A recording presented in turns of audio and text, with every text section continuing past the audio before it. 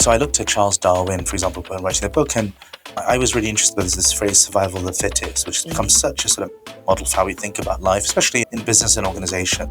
It's a dog-eats-dog world out there. I've got to be that little bit better, have that little bit more of an edge. That wasn't what Darwin was talking about at all. He was talking about diversity, I think, hundreds of years before it came in vogue, in the sense that if the more diverse we are as a species or a workforce, the more successful we'll be. So I would encourage everyone to think about what's really authentic to them. Start from within. How can they carve a niche for themselves that really is distinctive, that stands out? Welcome to Freedom Matters, where we explore the intersection of technology, productivity, and digital well-being. I'm your host, Georgie Powell, and each episode we'll be talking to experts in productivity and digital wellness. We'll be sharing their experiences on how to take back control of technology. We hope you leave feeling inspired, so let's get to it.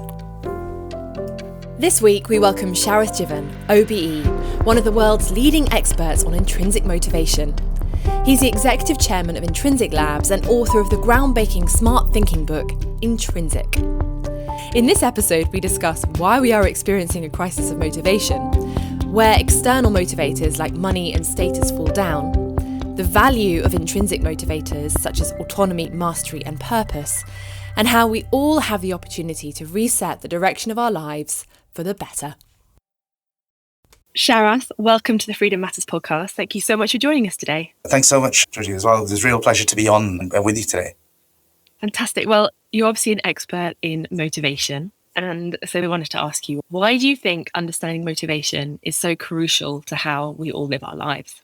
It's really because we've been through such a difficult period. And I think if you think of any sort of existential crisis where we've been really facing issues of life and death, for ourselves, our loved ones, it's made so many of us, I think, get off the treadmill, have a bit more time, honestly, with people we care about more, and have a chance to reflect and think about what really matters in our lives. And I'm in my mid-40s now, and hopefully there's a decent innings left. And I feel like I've been successful in many senses.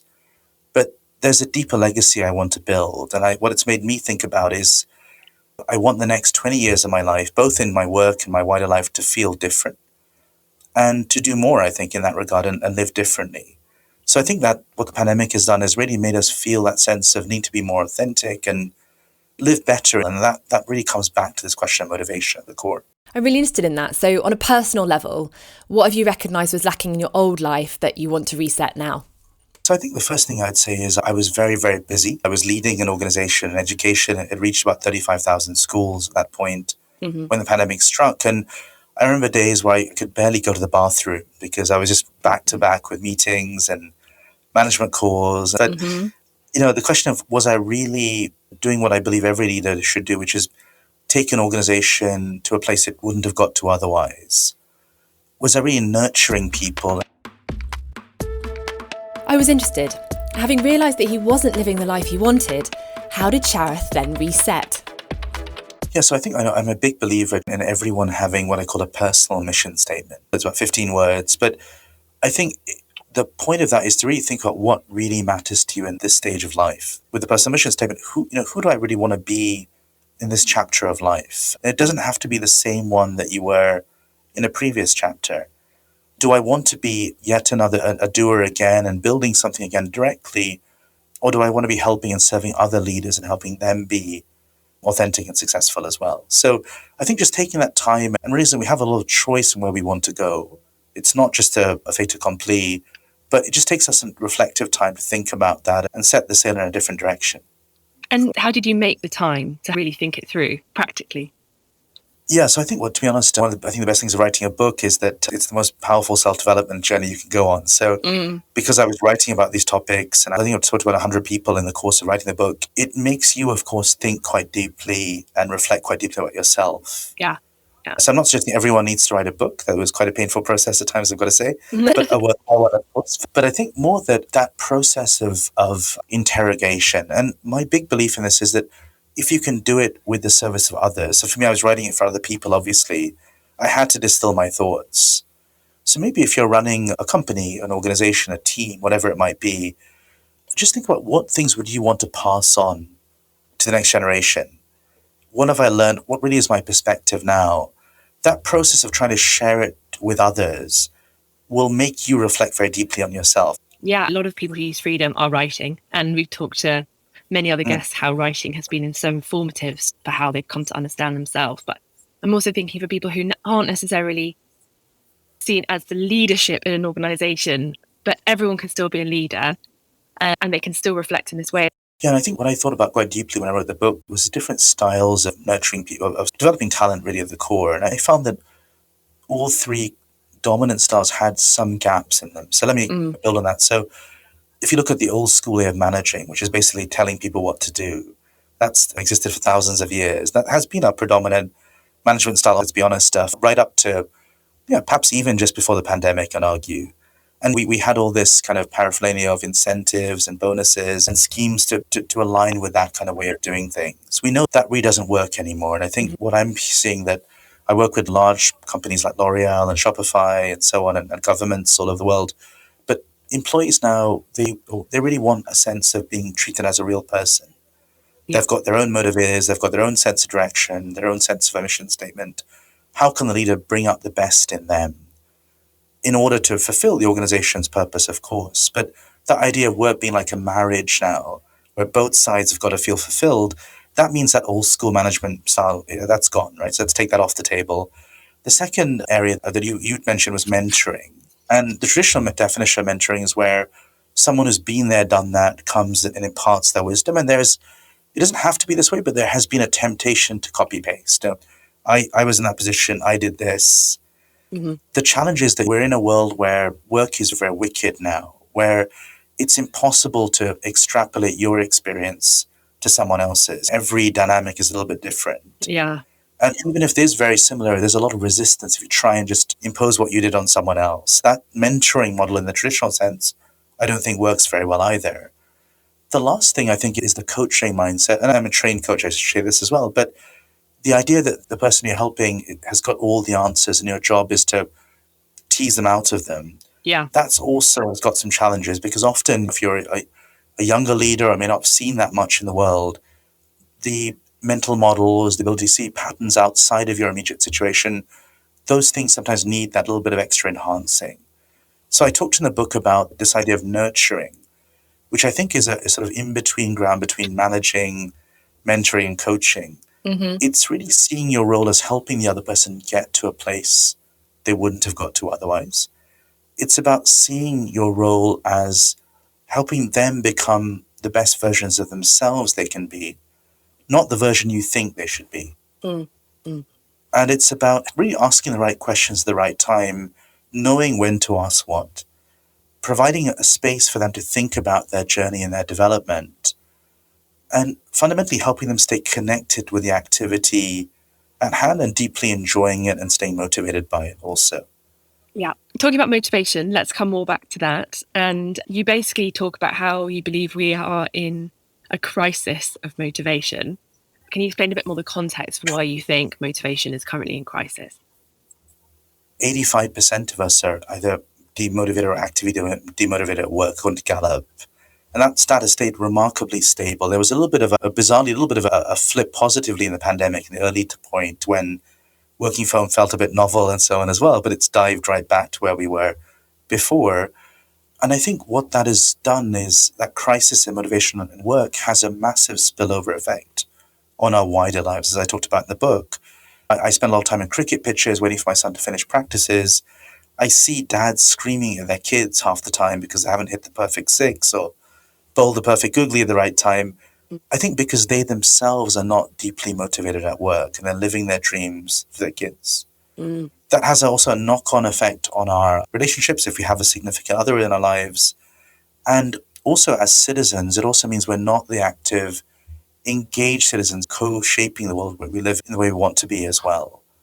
So I think across all those dimensions, we're drifting really, a bit like we're treading water. And I think we need to start swimming again.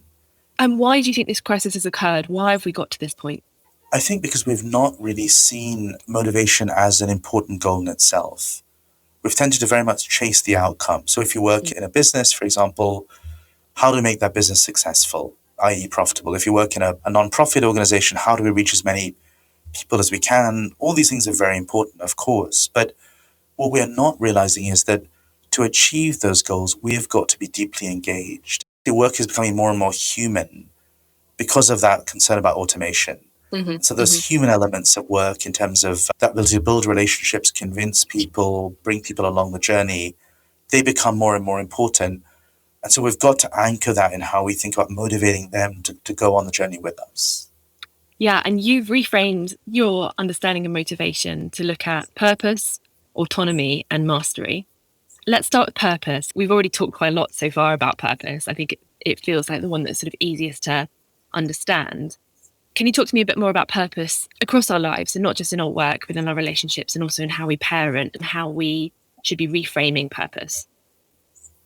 Yeah, and I think essentially, everything we do in life has purpose, of course. And I define purpose very simply as how what we do helps and serves others. So I would argue that every job has purpose. I was writing the book, and I talked about this in the book, a story where I was at a bar watching our bartender spend 45 minutes with a couple at the bar. And I asked them why were they spending so long. And they said, look, I can see a divorced dad and his teenage daughter in front of me.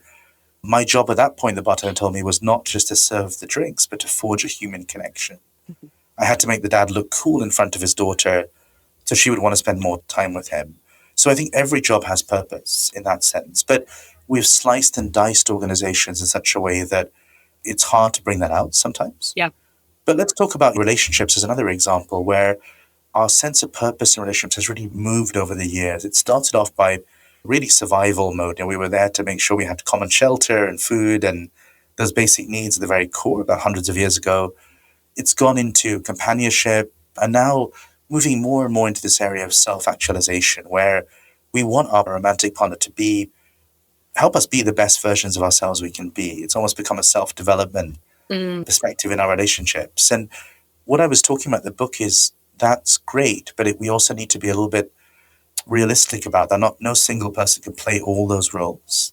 Yeah. How can really our significant other, the purpose of that relationship being about helping us feel emotionally safe and able to explore and feel like we have a rock of stability in our lives that we can still feel ingrained by and stabilized by as well. So I think every part of our lives, whether as citizens or parents or in work, our relationships, it has a core sense of helping and serving others. It's being clear about that and focusing on what really matters in terms of that purpose. And not getting diverted by some of the motivators that we've got used to chasing. Exactly. So if you let's take two examples. Let's look at work. It's so tempting to chase the career ladder, chase short-term promotions, right? And there's always a carrot in front of us saying, if you go for this role, you get a 10% pay increase. That promotion may have nothing to do with your own sense of a personal mission. It may be a complete distraction. But it's easy to get seduced by the organizational wiring in that regard. Let's look at our personal lives. I looked at online dating in the book, and it's so easy to keep on that treadmill of meeting more and more people with the view there's that perfect person out there and we're going to find them. And so really modern life has almost conspired against our motivation by creating so many distractions that the idea of focusing on our core purpose and reminding ourselves why we're doing what we're doing, it's really important so we can stay motivated from within. If we're more intrinsically motivated at work, is there a risk to work-life balance? And will our home life suffer as a consequence? So what I found when writing the book was actually there was a positive spillover rather than a negative spillover. So if we are happy and motivated at work, we're much more likely to be happier with ourselves. We're much less likely to ask our child to become the perfect person because we feel inadequate as well in that regard. So I think it goes the other way around, that actually getting this right is really important for the other areas of our lives and vice versa. So if we're a better parent, I think there's a lot of evidence I'm finding that the better parent we are, the better leader we can be. So I definitely agree with this idea of being clear about our boundaries and also really making sure we spend time intentionally. It's not about just working harder and harder. So I think it's not a zero-sum game where you've got 100 units of motivation. The more you spend on work, you have less to spend in your personal life. It's a positive-sum game where the more motivated we are in different aspects of our lives, overall, we get happier, more fulfilled, and more successful. You can definitely see that when you feel demotivated, how if you're demotivated in one area, as you're saying, it's much harder to be motivated across other elements of your life. Has there ever been a time in your life when you felt demotivated? Yeah, so I had a very difficult situation once with a boss, and the boss was not a bad person at all, but we'd got into this dynamic, which I learned later on was called the set up to fail syndrome, where what happens is that the boss loses trust in you. And as a result, their expectations of you start to fall. It's a bit like that George Bush phrase about the soft bigotry of low expectations in a way. Mm. And you create a vicious cycle where he or she trusts you less. You actually start to lose confidence, and therefore you start to perform less. You almost have a tunnel vision view where you don't want to put yourself out there in terms of work. You want to sort of shelter and do the minimum you need to get by. Mm. And then, of course, their expectations get reinforced, and you go in that vicious cycle. There's lots of evidence about that. I wish I'd known about that at the time of the situation. But to your point, like I remember feeling deeply demotivated, and really my own sense of self-worth was getting hit. Mm. I remember what it was like. I just got married then. I remember these beautiful places we traveled to in our first couple of years of marriage, and my wife was getting really frustrated with me, to be honest. I said, look, just sort this out and find a way. And I think my jump into the nonprofit sector, partly I think was because I felt like, okay, I had nothing to lose now. Let me take the risk and do something I wanted to do for a long time.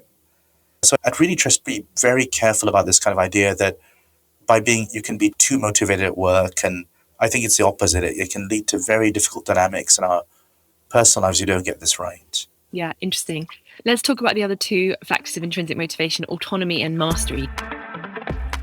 So autonomy really is about us feeling at the wheel of our lives and almost feeling that we have agency, that we can drive the car the way we want to. I come from India originally, and there's always a backseat driver telling you how they think you should be driving in most Indian cars. So it's resisting that temptation and saying, no, this is the way I want to drive. Thanks for the feedback, but I've listened to it. This is the way I want to do it. And I think what's happened in many aspects of our lives is our autonomy has been undermined. So if you look at the US, for example, look at teachers, one of our most important jobs in the world, about 1.6 million teachers in America alone have resigned over the last 18 to 20 months. Mm. And that's because of crushing schemes of accountability have been pushed on them. Now, no one is arguing against having a basic level of accountability, but when it gets to a point where everything is being micromanaged in classrooms, many teachers go in because they want teaching to be a creative process where they can unlock new minds and connect with kids very deeply. If we try and make teaching into a paint-by-numbers profession where it's about doing exactly this, then I think we're going to deeply demotivate a very important workforce. And I see this in corporate life where so many corporate warriors have been almost drilled by these incentives and short-term targets, have lost their humanity and their core reason why they wanted to get into this organization and make a difference. And there's a whole phenomenon now happening, and I'm trying to help a number of companies in this area think about this, but this area of job crafting, where in the old days you'd go and apply for a job, there was a job description, you did the job. Now it's much more saying, yeah, there's some key things I know I have to do, but I've got my own set of interests and strengths. How can the job bring that out? How can we personalize the job to bring out that sense? And that can be profoundly motivating for both sides. Yeah, and so much more efficient for an organization as well when your people are doing what they're really good at. And then mastery, let's talk a little bit more about that. You touched earlier on how our work has been so segmented, and I know that relates to this challenge we now have with mastery. Yeah, and I think for mastery, it's that sense of us becoming the best versions of ourselves we can be. It's becoming better and better. I want to make it clear it's not about competition. It's not about comparison. That those actually can be deeply demotivating. And I think social media, coming out the technology theme, has fueled all of that. But I do think it's about trying to feel you're always constantly growing and developing. And what has happened, I think, with work is that we have become very obsessed with the technical craft to work, less focused on the human direction, what I would call the wicked dimension of work, which is really about how do we work with other human beings and make change happen. And I think if we take that lens on it and say, look, these are the broader mastery essentials out there, that there's so much more to learn and to navigate and so much more to transfer across careers as well. You touched on a little bit then, but this mastery idea is trying to encourage us to shift away from the winner takes all kind of concept of just chasing success and recognizing that there's opportunities for mastery in loads of different areas, and there can be multiple masters if we don't look in such a siloed way. Exactly. So I looked at Charles Darwin, for example, when writing the book, and I was really interested with this phrase survival of the fittest, which has become such a sort of model for how we think about life, especially in business and organization. It's a dog eats dog world out there.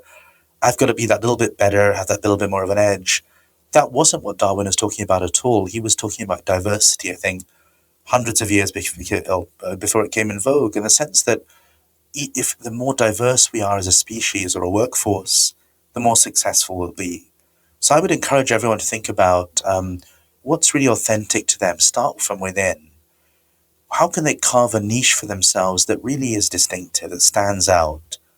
So I think thinking differently about careers and differently about success, and not seeing it as a zero, again, back to a zero-sum game.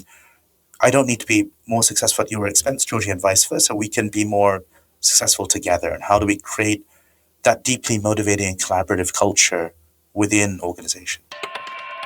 And then just looking at technology's role in all this, do you think technology is contributing to the crisis of motivation that you talked about at the beginning of our conversation?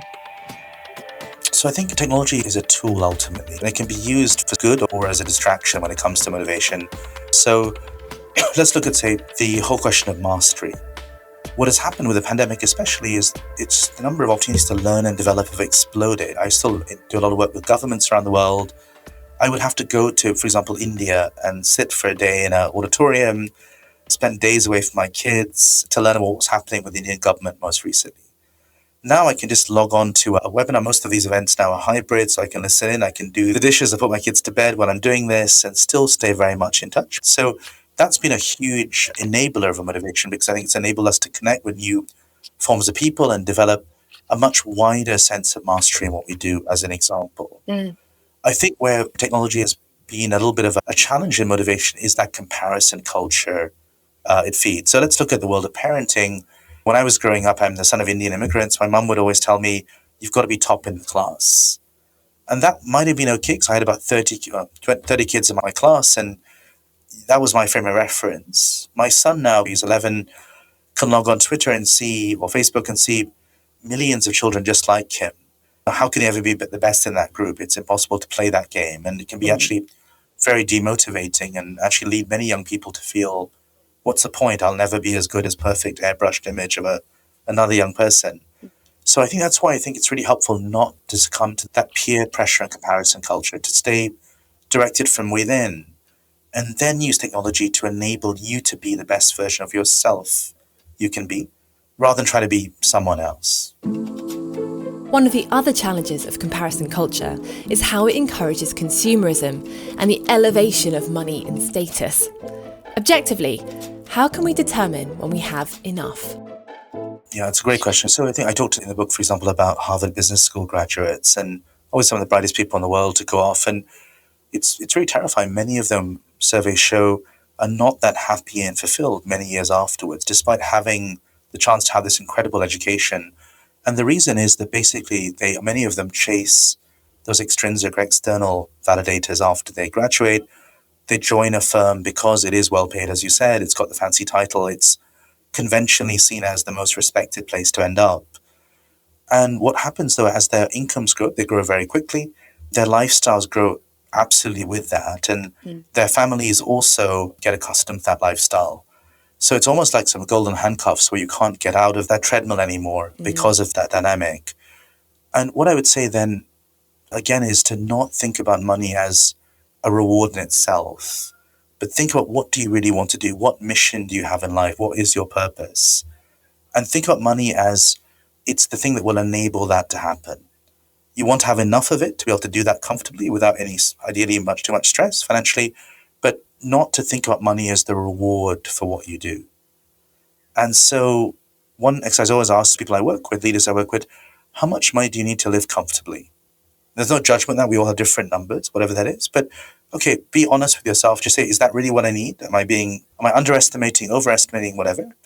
Is that what my husband, wife, kids think as well? Are you aligned on that? If that is, then try to get to that level and live comfortably with that. But then use that freedom you have to really do what you want to do. So it's almost putting the sort of the horse in the cart the other way around when we think about it, and think about money really as it's just an enabler. It's something we need to satisfy and get the level we need. but that allows us the freedom to do what we generally want to do. Yeah. I think when we break that down and we think about money as success, that's when problems start to happen, I think. I think that's a really important mindset shift, and I can see how valuable that is. Instead of always striving for more, saying, well, this is how much we're going to make. That's what it is. And because we want to do the work that we love and we want to be motivated in other ways in our lives. And so therefore some things have just got to go. And they're actually not that, we don't need them. We maybe have become accustomed to them, but actually we don't need them. So let's just start cutting some things out. Definitely. I think one of the biggest illusions we have, or sort of excuses we have to perpetuate what we do if we're not motivated, is to think that our kids need it. And actually, if you really look at what kids need, they really need love and attention the most. And if you're in an incredibly high-paying job where you come out stressed and pissed off, sorry for my language, but at the end of the day, and you take it out on them, that's not doing them a great service either, to be very honest. It's much better to perhaps cut one holiday a year or cut a car or whatever it might need to be, but have that time when you are with them that they really feel that you're there, that you're having a deeper connection and a deeper relationship with them as well. Yeah, exactly. And then final question is a question we often ask a lot of our guests, and I think it's relevant to you. What does productivity mean to you?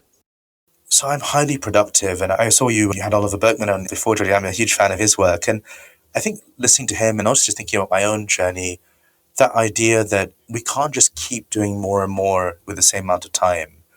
I use probably every productivity trick in terms of I check my emails on the train or the tube going into work. I'm pretty productive in that sense, but I've got to a point where trying to do more than that is going to be counter effective. And so what I'm thinking about quite actively is can I be smarter about my time and spend more of it really on my key personal mission statement. How do I avoid too many distractions? How do I love helping people. I love trying to coach, mentor people as well, informally also, but doing that in a way that's efficient and smart, for example. Mm-hmm. So I'm trying to actually be part of, I think, what Oliver calls that anti-productivity movement, really, towards thinking about time much more deeply and trying to harness time better rather than be more productive. Sharath, thank you so much for your time today. You've been a fantastic guest on the Freedom Matters podcast. We're so grateful to have spoken with you. Thanks, Georgie. Real pleasure. Thank you for joining us on Freedom Matters. If you like what you hear, then subscribe on your favourite platform. And until next time, we wish you happy, healthy and productive days.